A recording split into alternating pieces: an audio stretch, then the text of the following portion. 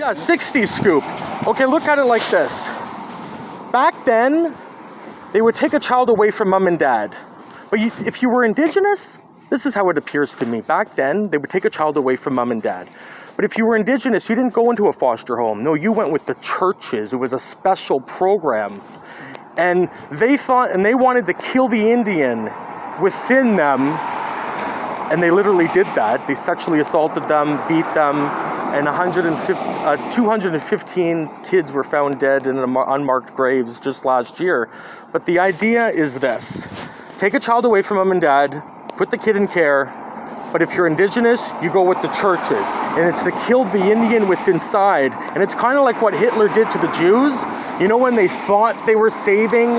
So that's what appears to me, is that they thought they were saving Germany from the Jews. Well, they thought they were saving Canada from the natives. But really what they were doing is destroying it. And then the other thing that bothers me is that everyone's seen natives, and all they've seen is that they had their kids taken away and that they're drugs and alcohol. But what they don't see is that they were all abused as children, and that it became this.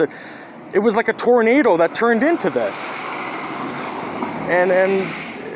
And then I also think that our mental health system, you know, if you got colon cancer, they'll help you out. But if you go in there for mental health related, they drop the ball. Just like, for example, probably drugged me with the wrong medication, because I take a little pill in the morning. I went off for a couple months. It was a bad thing because I was dependent on him since my mother's death, 22 years.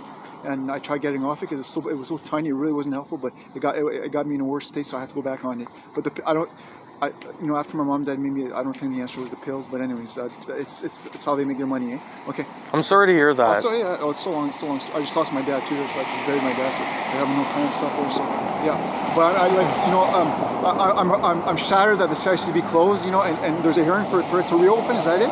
In November or? There's a hearing not for it to reopen. There's a hearing. There's a mediation session. Like, they all go to, look, the idea is that you're filing a lawsuit and you can go to trial. It's a lot like a war. You could settle it by fighting, or we can negotiate and end this. Yeah. You know what I call the first response? So you can go to trial and have a big war, or we can go behind the scenes and sit at a table, well, probably over the phone, virtual, but try to settle it. First response told me, okay, if the injury is serious, okay, the government's going to give that person $1,000. That's what she told me on the phone. Is that really just worth $1,000? Yeah, that's no. what she said. What the government likes to do is this. Yeah. What the government likes to do too is they like to do this. Okay, so you have 3 cases that the Children's Aid have.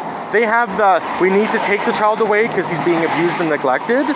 Okay, but then they also have a small percentage of cases where the child isn't being abused. What they like to do is this. If you have a child who has a disability, but you can't afford the services that they require because they got the disability, they like to do this. Your child's got a disability. You can't afford the services. We can, but you need to turn them into a Crown Ward. And then once they have the Crown Ward status that they want, and the child's now in their care, they drop the ball on those services. So it's over and over and over. One second.